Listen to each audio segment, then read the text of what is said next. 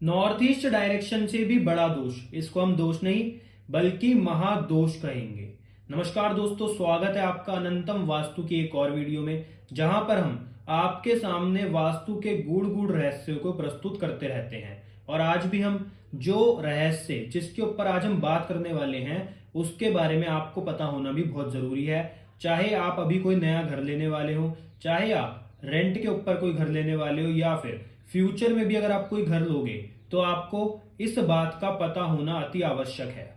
तो दोस्तों वीडियो को शुरू करते हैं, पर उससे पहले अगर अभी आप चैनल पे नए हो तो जल्दी से चैनल को सब्सक्राइब करो, जिससे आपको भी वास्तु के गूढ़ गूढ़ रहस्य जानने का मौका मिलता रहे। तो दोस्तों आज हमारे पास ये जो आप मैप देख रहे हैं, इसके अंदर एक ऐसा दोष है जिसको नॉर्थ ईस्ट डायरेक्शन के दोष से भी बड़ा माना जाता है। आज हमारे पास एक क्लाइंट आए जिनको अपने लिए एक नया घर लेना था, और वो अपने लिए नया घर जब ले रहे थे तो उन्होंने एक प्रॉपर्टी भी सिलेक्ट करके रखी हुई थी जो उनको पसंद थी। अब जैसे ही उन्होंने अपनी उस प्रॉपर्टी का नक्शा हमें भेजा तो हमने नक्शे में क्या पाया, उनका जो घर है उसके सेंटर यानी कि ब्रह्म स्थान पे, प्रॉपर ब्रह्म स्थान पे उनके घर में टॉयलेट बना हुआ था। और दोस्तों ब्रह्म स्थान अपने आप में एक महामर्म स्थान है। ये ब्रह्मा जी का वास इस स्थान पर होता है। साथ ही साथ अगर इस स्थान पर किसी भी प्रकार का कोई दोष हो तो आपके जीवन में ये इतनी बड़ी बड़ी समस्या दे सकता है, शायद नॉर्थ ईस्ट का टॉयलेट भी ना दे। पर दोस्तों क्यों ब्रह्म स्थान हमारे जीवन में, हमारे घर में इतना इंपॉर्टेंट रोल प्ले करता है? क्योंकि दोस्तों जब भी हमारे घर का नक्शा तैयार होता है, हमारा घर बनना शुरू होता है, उस पर चार दीवारी खड़ी होती है, तो सबसे पहले यही स्थान जिसके ऊपर भगवान का प्राकट्य होता है, जिसको हम ब्रह्म बिंदु भी कहते हैं। और इसी स्थान के बाद हमारे घर में चारों दिशाओं में जो 45 देवी देवता होते हैं उनका प्रादुर्भाव होता है। उनके प्रादुर्भाव का स्थान यही ब्रह्म स्थान है, इसलिए ये अपने आप में एक बहुत ही इंपॉर्टेंट है। और जब वास्तु पुरुष को आप देखोगे तो जो वास्तु पुरुष है उनकी जो नाभि यानी कि उनकी जो नेवल का हिस्सा है वो ब्रह्म स्थान होता है। तो आप जानते भी होंगे कि हमारे जीवन के अंदर, हमारे शरीर में जो हमारा नाभि वाला स्थान है वो बहुत सेंसिटिव होता है, और वहां पर अगर किसी भी प्रकार की कोई चोट तक लग जाए तो हमारे जीवन में हमें बड़ी ही हेल्थ की प्रॉब्लम्स का सामना करना पड़ सकता है। तो ऐसे ही अगर आप अपने घर के अंदर ब्रह्म स्थान यानी कि जो वास्तु पुरुष की नाभि है उसके ऊपर कोई टॉयलेट बनवा देते हैं, कोई खंबा लगवा देते हैं, या फिर यहाँ पर किचन आ जाए, डस्टबिन आ जाए, किसी भी प्रकार की यहाँ पर अगर गंदगी आ जाए तो आपके जीवन के अंदर ये बड़ी समस्याएं पैदा कर सकता है। चाहे आप अपने जीवन में कितना ही धन कमा लो, परंतु अगर ब्रह्म स्थान में दोष होगा तो ये आपके जीवन में आपको बड़ी बड़ी बीमारियां तक भी दे सकता है। तो इसलिए अगर आप भी अपने लिए कोई नया घर बनवा रहे हैं या आप भी अपने लिए कोई नया घर खरीदना चाहते हैं तो इस ब्रह्म स्थान का ध्यान अवश्य रखें। ये बिल्कुल खाली होना चाहिए, यहाँ पर किसी भी प्रकार का कोई खंबा, कोई टॉयलेट, किचन यहाँ पर नहीं बनाना।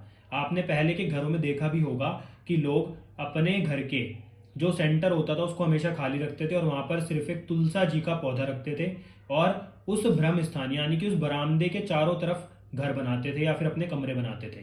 पर उनका जो बीच का हिस्सा था हमेशा खाली रहता था। उसका जो दोस्तों रीजन था वो यही था कि उनके घर का जो सेंटर होता था वो ब्रह्म स्थान होता था। और वास्तु इतनी बड़ी विद्या है, 18 ऋषियों की लिखी हुई विद्या है, तो उसमें ये साफ साफ बताया हुआ है कि ब्रह्म स्थान पे आपको कुछ भी नहीं बनाना, इसको हमेशा स्वच्छ रखना है और साफ सुथरा रखना है, तभी आप अपने जीवन के अंदर सफलता प्राप्त कर पाओगे।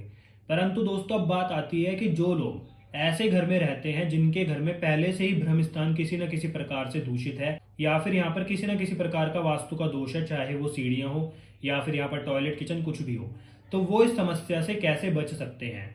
वैसे तो दोस्तों ब्रह्म स्थान का किसी भी प्रकार से कोई उपाय नहीं है, आपको इसको ठीक करवाना ही पड़ेगा। चाहे टॉयलेट हो, चाहे यहाँ पर सीढ़ियां हो, उनको कहीं और शिफ्ट कराना ही पड़ेगा। परंतु अगर आपके पास कोई चारा ही नहीं है ब्रह्म स्थान को ठीक कराने का तो आप क्या करेंगे? तो आप विष्णु सहस्त्र नाम का पाठ करेंगे, तो वो आपकी जरूर रक्षा करेगा। इसके जो आपको नेगेटिव इफेक्ट मिलने वाले हैं वो फिर नहीं मिलेंगे। और दोस्तों लोगों की एक और समस्या होती है कि वो ब्रह्म स्थान समझते हैं सिर्फ छोटा सा एरिया, परंतु मैं आपको दिखाता हूं कि ब्रह्म स्थान हमारे घर में सबसे बड़ा एरिया होता है। तो आइए देखते हैं कि वो एरिया वास्तु पुरुष मंडल के हिसाब से हमें कैसा दिखता है और हमारे घर का कितना बड़ा हिस्सा ब्रह्म स्थान में आता है। तो दोस्तों ये है वास्तु पुरुष मंडल, जिसके अंदर आपको प्रॉपर वास्तु के अनुसार 45 देवी देवताओं का स्थान दिख रहा होगा।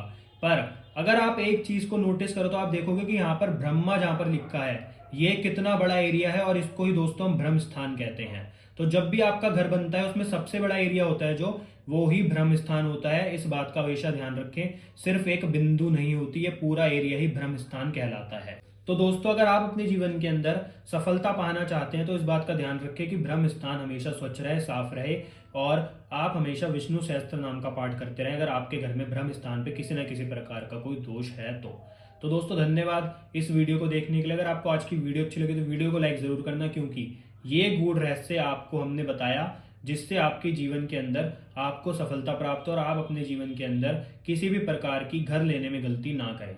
तो दोस्तों, मिलते हैं आपसे अगली वीडियो में। वीडियो को लाइक करना, शेयर करना और चैनल को सब्सक्राइब जरूर कर लेना। धन्यवाद।